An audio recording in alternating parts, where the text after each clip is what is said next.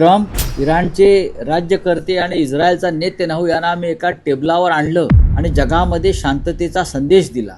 हे श्रेय आमच्या महाविश्वगुरूंना का मिळालं नाही? कसले विश्वगुरू, कसले महाविश्वगुरू?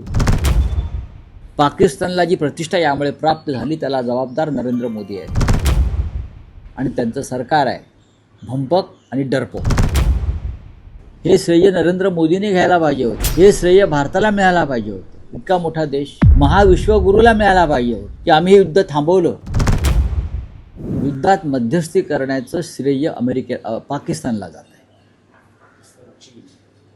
चीन तर मोठा देश आहे पण पाकिस्तानला सुद्धा जात आहे. लक्षात घ्या, पाकिस्तान पुन्हा एकदा जगाच्या नकाशावर आला या निमित्तानं.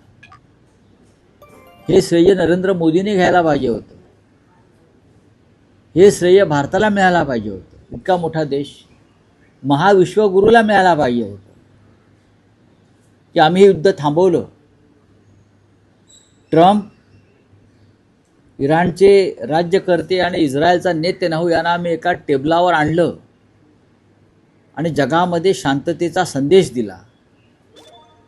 हे श्रेय आमच्या महाविश्वगुरूंना का मिळालं नाही? कारण महाविश्वगुरूंना कोणती भूमिकाच नाही. तिथे जगात युद्ध सुरू आहे आणि महाविश्वगुरू केरळ, पश्चिम बंगाल, आसाम, तामिळनाडू येथे आपल्या राजकीय विरोधकांवरती बॉम्ब टाकत होते. महाविश्वगुरू ते बॉम्ब पण कसले? ते तोंडातले बॉम्ब, शब्द बॉम्ब.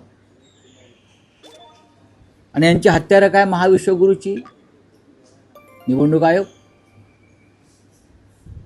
सर्वोच्च न्यायालय, देशाचे उपराष्ट्रपती यांच्या माध्यमातून लोकशाहीचा विध्वंस करण्याचं काम या देशामध्ये आमचे महाविश्वगुरू करत होते. आणि तिकडे जागतिक युद्ध थांबवण्याचं श्रेय हे चीन आणि पाकिस्तानने घेतलं आहे. शांती बैठक इस्लामाबादला होणार आहे, लक्षात घ्या. जे इस्लामाबाद तुम्ही ऑपरेशन सिंदूरमध्ये ताब्यात घेणार होतात, जे इस्लामाबाद तुम्ही ऑपरेशन सिंदूरमध्ये ताब्यात घेणार होतात, तिथे तुम्ही तुमचा झेंडा भाजपचा फडकावणार होतात, तिथे प्रेसिडेंट ट्रम्प, नेतन्याहू, इराणचे राज्यकर्ते बसून जागतिक शांततेवर चर्चा करणार. भारतासाठी अत्यंत लाजिरवाणी गोष्ट आहे. भारतासाठी, हिंदुस्थानसाठी आणि प्रधानमंत्री मोदींसाठी आणि त्यांच्या संपूर्ण सरकारसाठी. कसले विश्वगुरू, कसले महाविश्वगुरू? पाकिस्तानला जी प्रतिष्ठा यामुळे प्राप्त झाली त्याला जबाबदार नरेंद्र मोदी आहेत आणि त्यांचं सरकार आहे भंपक आणि डरपोक.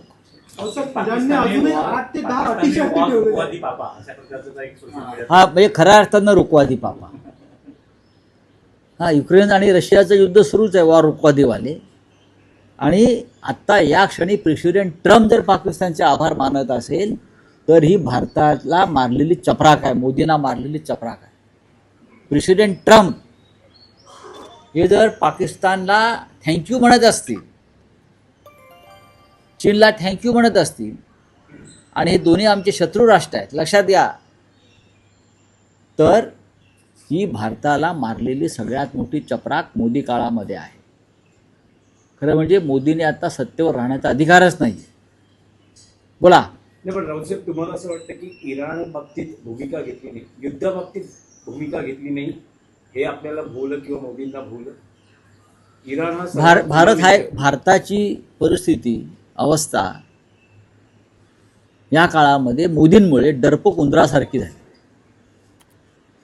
इतक्या मोठ्या घडामोडी आशिया खंडात घडत असताना हिंदुस्थानच्या पंतप्रधानांनी काय करावं? टेलिफोन ऑपरेटरचं काम केलं. टेलिफोन ऑपरेटरचं काम केलं. काय? आज मैंने सऊदी अरबिया के प्रिंस से बातचीत की, आज मैंने जॉर्डन के प्रेसिडेंट और राजा से बात की, आज मैंने नेपाल के प्राइम मिनिस्टर से बात की, आज मैंने दुबई के शेख से बात की. आज मैंने ईरान के विदेश मंत्री से बात की, मेरी नेतन्याहू से बात हो गई. म्हणजे टेलिफोन ऑपरेटरच्या कामात ते बिझी आहे. फोन लावणं, फोन बोलणं, फोन लावणं, फोन बोलणं. पण युद्ध थांबवण्याचं श्रेय कोणाला मिळालं? ते पाकिस्तानला मिळालं. ह्याच्यावर तरी बोला. ज्या पाकिस्तानला जयशंकर आम्ही दलाल राष्ट्र नाही काय बोलले? पाकिस्तानचा उल्लेख जेव्हा मध्यस्थता करत होते तेव्हा पाकिस्तान हे दलाल राष्ट्र आहे. पण त्या दलाल राष्ट्राला युद्ध थांबवण्याचं श्रेय ट्रम्पने दिलं. सगळ्यात आधी जयशंकरने राजीनामा दिला पाहिजे.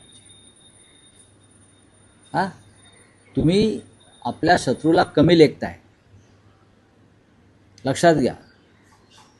सगळ्यात आधी जयशंकर सारखे जे माकडं आहेत हिंदुस्थानच्या कॅबिनेटमध्ये, सरकारमध्ये, त्यांना दूर केलं पाहिजे.